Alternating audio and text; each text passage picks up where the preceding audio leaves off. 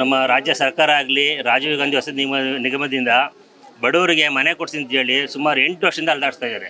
ಎಲ್ಲ ಹೇಳ್ತಾರೆ 4 ವರ್ಷ 5 ವರ್ಷ ಅಂತೇಳಿ, ಇಲ್ಲ 8 ವರ್ಷದಿಂದ. ಯಾಕಂದರೆ 2018ರಲ್ಲಿ ಅರ್ಜಿ ಬಿಟ್ಟಿದ್ರು. ಆ ಅರ್ಜಿನ ಎಲ್ಲರೂ ಅಪ್ಲೈ ಮಾಡಿದ ನಂತರ 1-2 ವರ್ಷ ಬಿಟ್ಟು ಸರ್ಕಾರ ಚೇಂಜ್ ಆದಮೇಲೆ ಅದರಲ್ಲಿ ಏನು ಹಗರಣ ನಡೆದಿದೆ ಅಂತೇಳಿ ಅದನ್ನು ರದ್ದು ಮಾಡಿದ್ರು. ಅದಾದ ನಂತರ ಮತ್ತೆ 21ರಲ್ಲಿ ಅರ್ಜಿ ಬಿಟ್ಟರು. 21ರಲ್ಲಿ ಎಲ್ಲರೂ ಅರ್ಜಿ ಹಾಕಿದ್ವಿ. ಅರ್ಜಿ ಹಾಕಿ 22ರಲ್ಲಿ ಏನು ಮಾಡಿದ್ರು, ಎಲ್ಲ ಅಕೌಂಟ್ ಓಪನ್ ಮಾಡಿ 1 ಲಕ್ಷ ಡೆಪಾಸಿಟ್ ಮಾಡಬೇಕು ಅಂತ ಹೇಳಿದ್ರು. 1 ಲಕ್ಷ ಡೆಪಾಸಿಟ್ ಮಾಡಿದ್ವಿ. ಅದಾದ ನಂತರ 1 ಲಕ್ಷ ನಾವೇನು ಡೆಪಾಸಿಟ್ ಮಾಡಿದ್ರು ಅವಾಗ ಏನಿತ್ತ ಕೆಲಸ ಇವತ್ತವರೆಗೂ ಅದೇ ಕೆಲಸ ಇದೆ. ಇವತ್ತವರೆಗೂ ಯಾವುದು ಚೇಂಜ್ ಆಗಿಲ್ಲ. 5 CM ಚೇಂಜ್ ಆಗಿದ್ದಾರೆ, 4 ಜನ ವಸತಿ ಸಚಿವರು ಚೇಂಜ್ ಆಗಿದ್ದಾರೆ. 4 ಅರ್ಜಿನೂ ಎಷ್ಟು ಎಲ್ಲರೂ CM ಏನೇನು ಚೇಂಜ್ ಆಗಿದ್ದಾರೋ ಎಲ್ಲರ ಕಚೇರಿಗೆ ನಾವು ಹೋಗಿದ್ದೀವಿ. ಅರ್ಜಿ ಕೊಟ್ಟಿದ್ದು ಅರ್ಜಿ ಸಮೇತ ನಮ್ಮ ಹತ್ರ ಇದೆ. ನಾವು ಸಂಘಟನೆಯವರೇ ಅರ್ಜಿ ಸಮೇತ ನಮ್ಮ ಹತ್ರ ಇದೆ. ಸಚಿವರು ಮನೆಗೆ ಹೋಗಿರೋದು ಅವ್ರು ಕೊಟ್ಟಿರೋ ಅರ್ಜಿ ಸಮೇತ ಇದೆ. ಇವತ್ತವರೆಗೂ ಯಾರು ಇದ್ರ ಬಗ್ಗೆ ಗಮನ ಹರಿಸ್ತಿಲ್ಲ. ಬರೀ ಅವ್ರ ಅಧಿಕಾರದಲ್ಲಿ ಒದ್ದಾಡೋದೇ ಆಯ್ತು. ಅವರು ಸರ್ಕಾರ ಚೇಂಜ್ ಆಗ್ತಿದೆ, ಅವರು ಅಧಿಕಾರಕ್ಕೋಸ್ಕರ ಗಲಾಟೆ ಮಾಡ್ತಾರೆ, ಹೋರಾಟ ಮಾಡ್ತಾರೆ. ಅವ್ರದ್ದು ಇಲ್ಲಿ ಜನಕ್ಕೆ ಎಷ್ಟು ಸಮಸ್ಯೆ ಆಗ್ತಿದೆ. ನಮಗೆ ಬೆಂಗಳೂರಲ್ಲಿರೋ ಬಡವರು ಒಂದು ಸ್ವಂತ ಮನೆ ತೊಗೊಬೇಕಂತ ಇಷ್ಟು ಆಸೆ ಇರುತ್ತೆ. ಆ ಆಸೆನ ಇಟ್ಕೊಂಡು ಈ ರಾಜೀವ್ ಗಾಂಧಿ ವಸತಿ ನಿಗಮದವರು ಈ ಸರ್ಕಾರ ನಮ್ಮನ್ನು ತುಂಬ ನೆಲೆದಾಡ್ಸಿದೆ. ನಮ್ಮ ಪ್ರಜಾಪ್ರಭುತ್ವ ಅಂತ ಹೇಳ್ತೀವಿ. ಎಲ್ಲಿ ಬಂದಿದ್ದಾರೆ ಜನಪ್ರತಿನಿಧಿಗಳು? ಎಲ್ಲಿದ್ದಾರೆ ಇಲ್ಲಿ? ಶಾಸಕರು ಎಲ್ಲಿದ್ದಾರೆ ಇಲ್ಲಿ?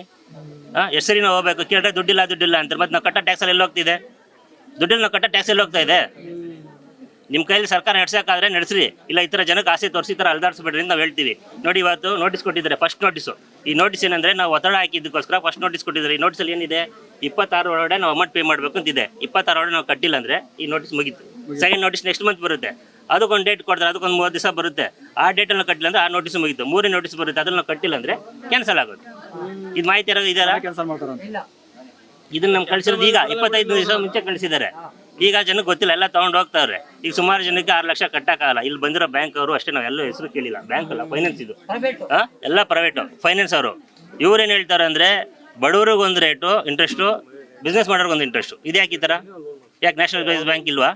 ನ್ಯಾಷನಲೈಸ್ ಬ್ಯಾಂಕ್ ಎಲ್ಲರಿಗೂ ಬರುತ್ತೆ. ಸಾಲ ತೊಗೊಂಡು ಓಡೋರಿಗೆಲ್ಲ ಕೊಡುತ್ತೆ, ನಮ್ಮಂತ ಬಡವರು ಕೊಡಲ್ವಾ? ಕೋಟಿ ಸಾಲ ತೊಗೊಂಡು ಓಡೋರಿಗೆ ಕೊಡುತ್ತೆ, ನಮ್ಮಂತ ಬಡವರು ಕೊಡಲ್ವಾ? ನಮ್ಮ ಫ್ಲ್ಯಾಟದನ್ನೆಲ್ಲ ನೀವು ದಾಖಲೆ ಇಟ್ಕೊಂತಾನೆ ಕೊಡ್ತೀರಾ, ಯಾಕೆ ಕೊಡಲ್ಲ ನಮಗೆ?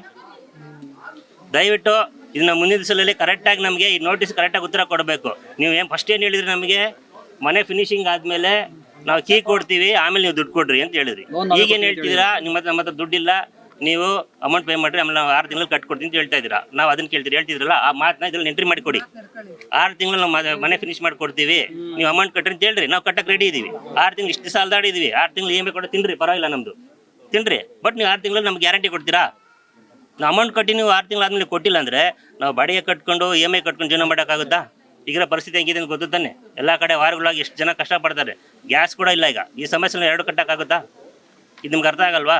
ನಾವು ನಿಮ್ಗೆ ಓಟ್ ಹಾಕಿ ನಿಮಗೆ ವಿಧಾನಸಭೆಗೆಲ್ಲ ಕಳ್ಸೋದೇನಂತಿಗೆ? ನಮ್ಮ ಪರವಾಗಿ ನಮ್ಗೆ ಸಮಸ್ಯೆ ಮಾತಾಡ್ಬೇಕು. ಯಾರಾದ್ರು ಮಾತಾಡಿರೋ ಇದ್ರ ಬಗ್ಗೆ? ಇಷ್ಟು ದಿವಸ ನೀವೆಲ್ಲ ನೋಡಿದ್ರಲ್ಲ, ಅಧಿವೇಶನ ಎಲ್ಲ ನಡೀತಿಲ್ಲ, ಯಾವತ್ತಾದ್ರು ಮಾತಾಡೋರ ಇದ್ರ ಬಗ್ಗೆ? ಈಗ ನಾವು ಏನು ಮಾಡಬೇಕಂದ್ರೆ ನೋಡಿ, ಎಲೆಕ್ಷನ್ ಟೈಮಲ್ಲಿ ಅವ್ರು ನಮ್ಮನ್ನ ಹೆಂಗೆ ಬಳಸ್ಕೊಂತಾರೋ, ಈಗ GB ಎಲೆಕ್ಷನ್ MLA ಎಲೆಕ್ಷನ್ ಎಲ್ಲ ಬರುತ್ತೆ. ಈಗ 1 ವರ್ಷ ನಾವು ಹೋರಾಟ ಮಾಡಿ ಪಡ್ಕೊಂಡಿಲ್ಲ ಅಂದರೆ ನಾವು ಯಾವತ್ತೂ ಪಡ್ಕೊಳ್ಳೋಕ್ಕಲ್ಲ. ಹುಷಾರಾಗಿರ್ರಿ. ನಮ್ಗೇನಂದ್ರೆ ನೀವು ಗ್ಯಾರಂಟಿ ಕೊಟ್ಟರೆ ಅಮೌಂಟ್ ಕಟ್ತೀವಿ, ಇಲ್ಲ ನಾವು ಕಟ್ಟಲ್ಲ. ಕ್ಯಾನ್ಸಲ್ ಆಯ್ತು ಅಂದರೆ ನಮ್ಗೆ ಗೊತ್ತು, ನಮ್ಗೆ ಹೆಂಗೆ ಪ್ರತಿಭಟನೆ ಮಾಡಬೇಕು ಅಂತೇಳಿ.